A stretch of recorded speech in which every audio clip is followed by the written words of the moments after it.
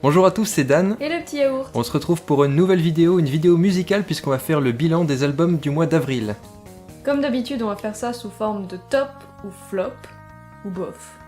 Et on commence tout de suite par les tops. On commence donc avec Cock Sparrer et leur album Forever qui est sorti le 21 avril. Donc Cock Sparrer c'est un groupe anglais de punk oi formé dans les années 70 et là ils reviennent pour un nouvel album et c'était carrément super bon. Ouais. Pareil c'est du punk oi, très chantant. Dans les concerts, tout le monde est au taquet, tout le monde chante en même temps. Cet album dégage une super bonne ambiance. Il est super facile à écouter, la prod est super propre. C'est pas du punk dégueulasse. Le chanteur, il est super vieux, mais il a une voix super simple à écouter. Ouais, moi j'ai tout de suite accroché quand j'ai écouté. C'est vraiment pour toute la famille. Voilà. D'ailleurs, ils ont fait une grosse impression au Grosse Rock, j'ai l'impression. Ouais. Voilà. Et du coup, leur album, il est très homogène, très catchy. C'est du bon. Ouais, c'est du bon. On continue dans les vieux puisque Deep Purple vient de sortir son 20e album et ça s'appelle Infinite. Alors on va pas présenter Deep Purple, je pense que tout le monde connaît. Ils font toujours du hard rock anglais bien comme il faut. Ils sont toujours au top, en tout cas au niveau de leurs albums. Alors celui-là sera peut-être le dernier apparemment. En tout cas la tournée qui s'ensuit, là qui commence ce mois-ci, s'appelle The Long Goodbye Tour. Donc... Peut-être à la fin. C'est vrai qu'en live, il commence à être vieux et il commence à avoir du mal, surtout le chanteur. On les a vus l'année dernière et... C'est vrai qu'il avait du mal à pousser. Dur pour il les était tout papilles, rouge quoi. tout le temps.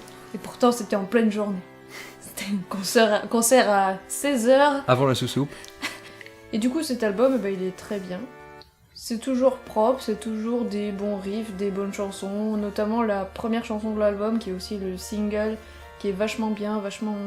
fraîche, et c'est un album homogène qui est bien foutu et c'est toujours cool d'écouter du Deep Purple, donc je recommande. Oui. On passe aux Me First and the Gimme Gimmes qui ont sorti un nouveau best-of ce mois-ci. Me First and the Gimme Gimmes, c'est un groupe de punk rock spécialisé dans la reprise de classiques américains. C'est un super groupe, donc les membres viennent de groupes déjà super connus comme NoFX, Lagwagon, Foo Fighters, etc. Le best-of fait le point un peu sur leur carrière, donc il y a des morceaux de tous les albums. C'est peut-être un peu le défaut du best-of, c'est que les morceaux sont pas super bien agencés, et il y a des petites différences entre la production des anciens morceaux et des nouveaux morceaux, mais tous les morceaux sont super cool, et surtout on voulait parler des Me First and the Gimme Gimmes pour vous dire d'écouter ce groupe parce que c'est génial. On vous recommande les deux derniers albums qu'ils ont fait. Le dernier c'était Are We Men We Are Diva, un album spécialisé dans les reprises d'artistes féminins, avec... Genre Cher, Whitney Houston, Céline Dion, Christina Aguilera, à la sauce punk rock, et c'est juste trop bien. Déjà c'est hyper propre, c'est hyper bien fait, le chanteur il a une super voix et ça rend trop bien en punk rock quoi. Puis c'est bien marrant du coup Puis c'est bien drôle aussi. Ouais. Voilà. D'entendre leur version... Moi je suis moins fan des albums précédents, moi c'est vraiment celui-là qui m'a fait aimer le groupe, donc si je dois recommander un album c'est plutôt celui-là. Et si on aime bien, on peut aller écouter ensuite ce best-of là. Ouais. On continue avec les Cranberries qui viennent de sortir un nouvel album qui s'appelle Something Else.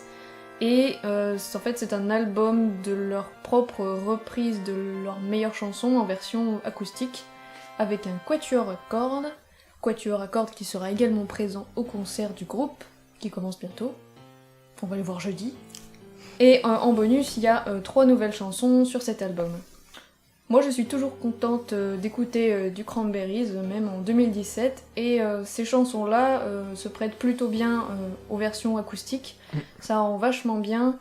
Elles ont été donc réarrangées pour le coup. Le seul point qu'on notera, c'est que la voix de la chanteuse Dolores est un peu plus mise en avant que sur les chansons originales, ce qui fait qu'on perçoit un peu moins la musique derrière, mais c'est très léger.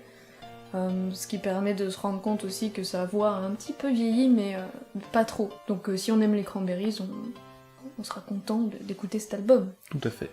On passe à notre coup de cœur du mois, le nouvel album d'Ultra Vomit qui s'appelle Panzer Surprise. Il faut savoir que le dernier album d'Ultra Vomit qui s'appelait Objective Tune était sorti il y a 9 ans, donc autant dire qu'on attendait cet album avec impatience, et nous ne fûmes pas les suites. Ultra Vomit, c'est un groupe de metal rock grindcore de type parodique. Et on Français. rigole bien, ouais, français. Nantais, Nantais. pur beurre. Et là, ils nous sortent un nouvel album super bien produit avec des parodies de groupes comme Rammstein, Iron Maiden, Tagada Jones, Maximum the Hormone et j'en passe des meilleurs. Mais pas que, puisqu'on a aussi des versions revisitées de Je fais de la bouillie pour mes petits cochons, ou de La Chenille, ou de dessins animés comme les Looney Tunes ou Batman. Et comme c'est vraiment des musiciens de ouf, c'est vraiment trop bien ce qu'ils font. Leurs chansons sont vraiment musicalement hyper réussies. On arrive dès le début à reconnaître les groupes qui sont parodiés. Sans pour autant recopier entièrement les chansons de ces groupes, ils arrivent à infuser le style du groupe et à leur sauce, et puis c'est toujours hyper drôle. Enfin, voilà. Les paroles sont... Je sais pas où ils vont les chercher, mais c'est toujours génial. Et en concert, c'est juste mortel. Quand tout le monde chante Je collectionne des canards, c'est magique. Et notre gros coup de cœur, c'est surtout pour la reprise de Tagada Jones. Alors ils ont vraiment compris l'identité musicale de Tagada Jones et ils parodient le côté engagé et militant de Tagada. Tagada, on en parlait dans la vidéo du mois dernier, et c'est un groupe qui est vraiment très engagé dans leurs textes. Et là, Ultra Vomit parodie en dénonçant là aussi un complot mondial dans lequel nous vivons tous à l'intérieur du ventre d'un chien géant. Et personne ne dit rien. Mais bon, tout est génial dans cet album. Oui. C'est celui qu'on écoute en boucle depuis qu'il est sorti. Et la reprise de Rammstein, elle est parfaite. La reprise de Rammstein est vraiment super bien faite. Du coup, gros coup de cœur, s'il y a qu'un seul album à écouter ce mois-ci, c'est Panzer Surprise. #Fayou. On continue avec le groupe de punk britannique Caves. Je vous en ai parlé dans ma précédente vidéo sur les Rocking Girls, puisqu'il s'agit d'un groupe où une femme est à la guitare et au chant. Si ça vous intéresse, je vous invite à aller voir ma vidéo si c'est pas encore fait. Et donc là, ils sortent leur 4e album qui s'appelle Always Why, et il est très très bien. On s'en doutait qu'il allait être bien au vu des premiers morceaux qui étaient sortis, mais il est dans la même veine que les albums précédents. Du punk hyper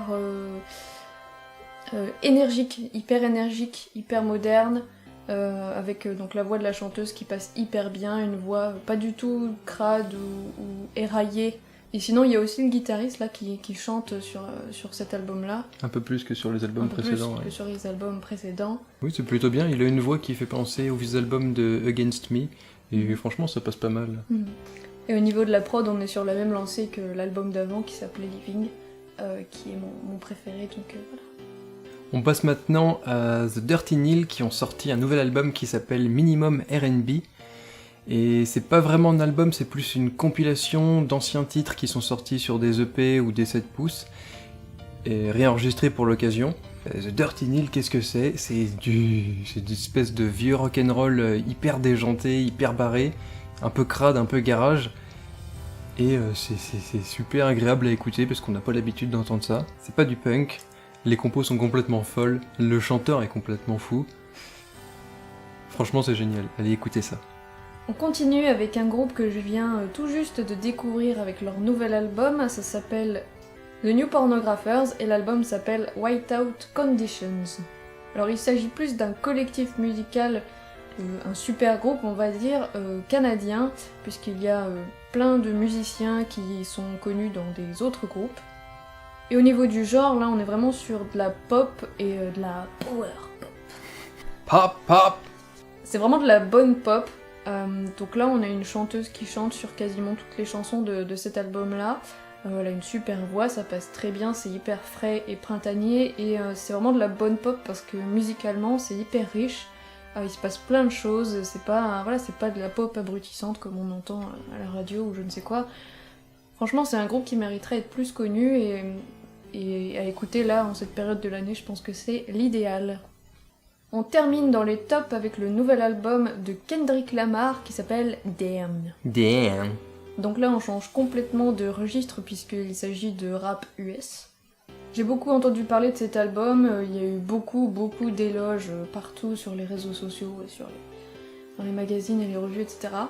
Donc j'ai décidé d'aller l'écouter, et effectivement, c'est du bon. Tout à fait, oui. Déjà, niveau rap, c'est super bien, enfin je veux dire, il assure bien, le gars. Enfin, Ouais. voilà, Il a un bon flow. Voilà. Et musicalement aussi, c'est assez riche et c'est assez étonnant. C'est pas juste un beat qui balance comme ça en boucle et qui est le même sur toutes les chansons. Là, c'est vraiment varié. Il y a tout un univers qui est décrit dans tout l'album. C'est hyper inspiré et ça fait plutôt plaisir de voir un album comme ça. Donc voilà, c'est un super bon album, des bonnes mélodies, des bons textes. Voilà, que dire de plus. On enchaîne maintenant avec les bofs. On commence avec les Flatliners, groupe de punk rock canadien qui ont sorti leur nouvel album ce mois-ci qui s'appelle Inviting Light. Donc les Flatliners, c'est du punk rock hyper moderne. Un peu comme Caves. Voilà, un peu comme Caves. Ils ont pas mal évolué depuis leur début, n'en déplaise à certains. Et là donc ils arrivent sur un nouvel album, c'est la suite logique de l'album précédent. Et il faut avouer que c'était pas super génial, vu que c'est la même chose mais en moins bien, je trouve. Les mélodies sont beaucoup moins inspirées, beaucoup moins folles. Et surtout, le gros point fort du groupe, qui était la voix du chanteur, ici a un traitement très bizarre. Déjà, il chante plus exactement comme avant, il n'utilise plus la puissance qu'il avait dans sa voix. Et surtout, il y a un traitement sur la voix qui la rend plus aiguë tout au long de l'album, et très saturée aussi. Et du coup, on perd vachement de ce qui faisait l'identité du groupe. De la même façon, Texas vient de sortir son 9e album qui s'appelle Jump on Board. Donc Texas, je pense que tout le monde connaît, c'est ce groupe pop écossais, pop rock écossais, avec des chansons hyper accrocheuses, assez énergiques, dansantes et qui mettent de bonne humeur, avec la chanteuse Charline qui a une super voix. Elle a toujours une super voix, donc ça c'est le point positif. Mais l'album il est toujours pop, mais il est un peu plat, assez mou pour le coup. Il y a très peu de chansons avec de l'énergie, avec des mélodies un peu dansantes, c'est un peu dommage. Il y a quand même la chanson Tell That Girl que moi j'ai bien aimée, mais c'est vrai qu'en dehors de ça, les chansons se ressemblent toutes et ouais, c'est un peu mou pour moi. Complètement à l'opposé, on a New Found Glory qui sortent leur nouvel album Makes Me Sick. Et c'est du New Found Glory quoi, moi j'aime bien, toi t'aimes pas trop, ouais. C'est du pop-punk, c'est frais, c'est printanier, c'est l'été avant l'heure, ça balance bien, on s'amuse bien, c'est joyeux, youpi tralala. C'est sympa comme d'habitude, mais il y a des petits trucs en plus qui sont sympas sur cet album. Il y a des sonorités un peu des îles, un peu pop-punk cocotier quoi. Non, c'est vrai que ça c'est le petit côté qui m'a un peu plu sur l'album. Le cocotier, c'est dansant, c'est sympa. On continue maintenant avec les flops, les albums qui nous ont vraiment pas convaincus et qu'on a vraiment pas aimé. Et on commence avec le premier album de Navarre, le side project du chanteur de Deportivo, qui s'appelle Eurotrash Summer. C'est du rock mélangé à de l'électro un peu à l'ancienne des années 80. Il y a une ambiance un peu dark sur l'album. Le problème avec l'album, c'est qu'on n'a pas du tout accroché en fait. Il y a beaucoup de gens qui adorent cet album, j'ai vu. Tant mieux. Je trouve que le mélange rock et électro 80, j'ai pas réussi à accrocher à ce mélange-là. Je pense que c'est là pour le coup vraiment juste une question de goût, c'est pas du tout notre genre. Voilà. Non, si, parce que moi j'aime bien ce genre d'ambiance, mais c'est vraiment sur cet album-là que j'ai pas réussi à accrocher. Bon. Mais sinon, oui, il est très homogène, il y a des bons textes. Je m'attendais à aimer, mais en fait, non. De la même façon, Gorillaz vient de sortir son 5e album qui s'appelle Humans, et pareil, c'est décevant. Alors il y a de très bonnes chansons, de très bons morceaux dans cet album-là, attention. Mais le problème principal de l'album, j'ai envie de dire, c'est que sur 26 chansons, il y en a 25 qui sont en featuring, donc où des artistes sont invités à chanter sur les chansons. Et du coup, ça donne un aspect hyper hétérogène et un peu fouillis à l'album. Ça manque de cohérence. On passe d'un style à l'autre en sautant comme ça, pop pop pop. Et ces artistes-là, en chantant, prennent beaucoup de place sur les chansons, ce qui fait qu'on a un peu la musique qui passe au second plan. J'ai l'impression que ça se mêle pas hyper bien, à part sur quelques titres. Au-delà de ça, c'est hyper pop et hyper propre. et je trouve que ça reflète moins bien l'idée que j'avais de Gorillaz, enfin voilà. Là, sur cet album, je trouve que j'ai pas du tout retrouvé l'identité Gorillaz. Ouais. Après, c'est peut-être dû au fait aussi que Damon Albarn ne chante quasiment pas sur cet album. Il fait une chanson et puis on l'entend vite fait dans le background sur quelques morceaux. Mais c'est dommage parce que du coup, c'est aussi ce qui manque à l'album parce que sa voix assez particulière, là, un peu. Lancinante. Ouais, lancinante et tout. Enfin, ça marchait bien quoi sur les autres albums et là, ça manque un peu. Ça fait beaucoup, 26 chansons, il y a quand même 25 featuring, je trouve ça énorme quoi. Et d'autant plus que voilà, ces chanteurs-là chantent vraiment la chanson du début à la fin, donc on les entend vraiment beaucoup, ils sont très présents. Donc si on n'accroche pas, on passe à côté de l'album. Mais il y a des très bons morceaux, donc je les mettrai en dessous, là, dans la description. Comme ça, voilà, pour écouter ceux qui sont bien. Voilà, c'est tout pour nos top flops des albums qui sont sortis au mois d'avril. Évidemment, il y a certainement d'autres albums qui sont sortis et qu'on a oubliés ou dont on n'a pas voulu parler parce que on n'avait pas grand chose à dire dessus. Le mois prochain, on reviendra vous parler des albums qu'on va écouter ce mois-ci, au mois de mai. Alors il va y avoir Dreamcar qui vont sortir leur premier album le 12 mai, de Solstafir. Il y aura Paramore qui va sortir son album After Laughter le 12 mai aussi. Le nouvel album de Blondie qui s'appelle Pollinator et qui sortira le 5 mai.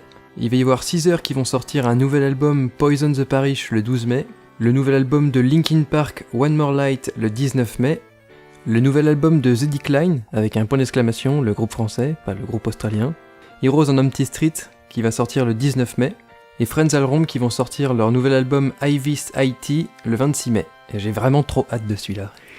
Voilà, c'est tout pour ce mois-ci, j'espère que vous avez aimé la vidéo. Si vous n'avez pas écouté les albums, foncez les écouter.